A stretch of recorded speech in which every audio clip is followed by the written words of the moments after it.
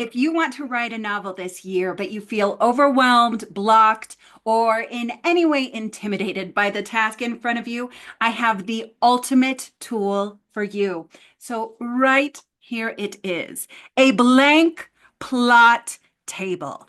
Anything is possible, anything can happen when you have a plot table at your disposal because it allows you to plan your entire novel on one page. So this is free and I have a download for you right down below. So I'm going to go through this plot table with an example, the Titanic, because we've already all seen it and it's the easiest one for me to memorize and use.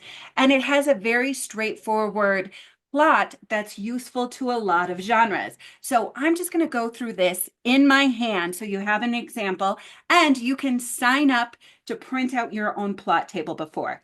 So wait till you see how this works.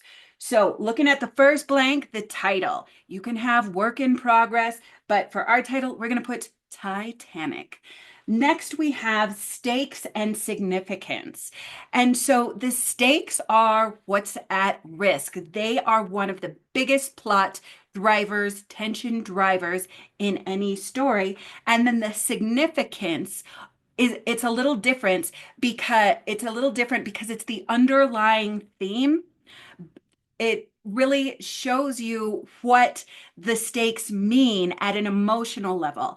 I like to say if you've ever seen an action movie where you're in the middle of a war and all sorts of special effects are going on, but you're not really emotionally invested, like none of the people mean anything to you, then you have a plot with great stakes and terrible significance. So this is the balance between the two. And Titanic does it really well. So in this plot table, we have an A plot and a B plot. The A plot in Titanic is the action adventure plot. We're on a ship that most people already know about, and so we know it isn't good. So that's the action adventure A plot, Titanic. And then the B plot is the romance plot. So the stakes for the A plot are life and death. The stakes for the B plot are romance stakes. So they are love or broken heart, love or alone. Now, the significance in these, and let's have I'm going to use the same stakes and significance for this whole story. In your novel, take into account, are your stakes and significance shifting between the acts? This can happen a lot. So, significance. The significance is the economic question. So, for the action adventure plot, it's very real in this movie. The rich people live, the poor people die.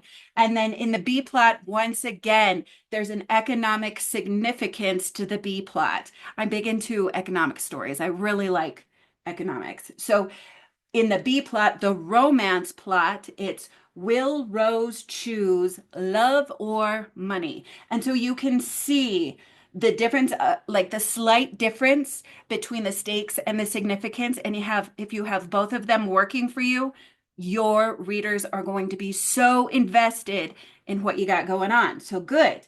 Now, I'm just going to go through the example and I'm going to do this as one plot. I'm not going to go through all the little blocks, but it can be really useful to separate things out into an A plot and a B plot because usually we're weaving two together to give our book dimension.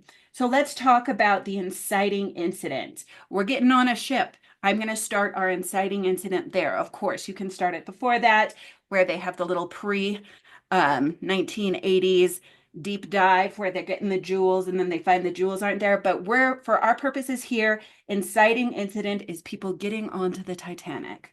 Then the development is let's take these two protagonists, Rose and Jack. We're finding out about their worlds. We're finding out about their quarters. And right away, that we're contrasting between the wealthier part and the not wealthier part. Next, we have the crisis. The first big crisis really brings the theme into question. I would map it as the moment when Rose wants to commit suicide. So she runs to the back of the ship and she steps over the rail and she's going to jump. There we have our interesting crisis, which thematically is our first moment between, hey, this lady's got everything going for her and she doesn't even want to stay in this crazy world. So that's our crisis for Act One. And then we have a turn. A turn is where we go from Act One to Act Two, and there's a major change. This is why the stakes can change as well. So at the turn, who saves her from her crisis? Jack does. And then he gets invited to dinner. And so he enters her world. This brings us to the inciting incident of Act Two. So Jack goes to dinner with Rose. Then we get some development. We see the party she's having, which is the big dinner, contrast it with the party he's having, where they do all the dancing and they spill all the beer. And then we're getting to the next crisis. So this is kind of the crisis of faith, the crisis of knowing where my future lies on the part of Rose. So I would map that as the part where she comes back from these parties and then her fiance just is violent, spills the table and throws her on the ground or slaps her. And he's showing, you want to know what? If you thought this world was bad, it is bad. I'm going to make it even worse for you. So then we have that crisis where he is violent with her. And then we have the turn. She's like, you want to know what? If that's how it's going to be, I'm going to fall in love with Jack. And so then we have the turn into Act Three, where the inciting incident is we hit an iceberg. And so now we know the ship is going to sink. Act Three, we're getting to the climax. The climax is all the back and forth and decisions, quick decisions they have to make about lifeboats. And then the denouement is where everything is resolved. I won't spoil it for you. I've spoiled it this much. There's an iceberg in the Titanic. And so that's everything that just ties it up to end it all out. That's the ending, the resolution of the story. So you can see how, if you can fill in these boxes, oh my goodness, you are not going to get lost in writing your book, which is a wonderful thing. And so if you want to go into more detail, not only do I have a blank plot table just for you that you can download below for free, just sign up. We also have Miranda Reichs and I have just published a new book called The Rapid Novel Blueprint. And this is the whole idea that when you go into a novel, you put great structural thought into how that novel is going to play out. And that way, you don't get lost. You can write novels rapidly.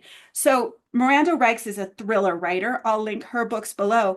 She's written over 20 psychological thrillers. Isn't that wonderful? And she's at the point where she writes up to 4 books a year because she plots them out and then she does it. She goes with it. And so we worked on this rapid novel blueprint. It's an easy to follow template that works across genres. The stuff that works with the Titanic works with your romance, works with your fantasy, works with your thriller novel, whatever you want to write. And one of the secrets of this book is we have an example of a beat sheet, which is a detailed plot that makes it so easy to follow. And we show you exactly how to structure a great novel and create a professional beat sheet in this book. So start with your plot table. If you want to go deeper, oh my goodness, we have all the resources you could possibly need in the Rapid Novel Blueprint. This is the author copy, Miranda Reichs, Emily Tamayo Maher. I'm the book coach, so I help people with this all the livelong day. And thank you so much for watching this video. Grab your plot table, give me a like and a subscribe if you would. And I do this every single Friday. I have another interview with Miranda Reichs coming out this Friday, so I will see you then. So much love. Bye.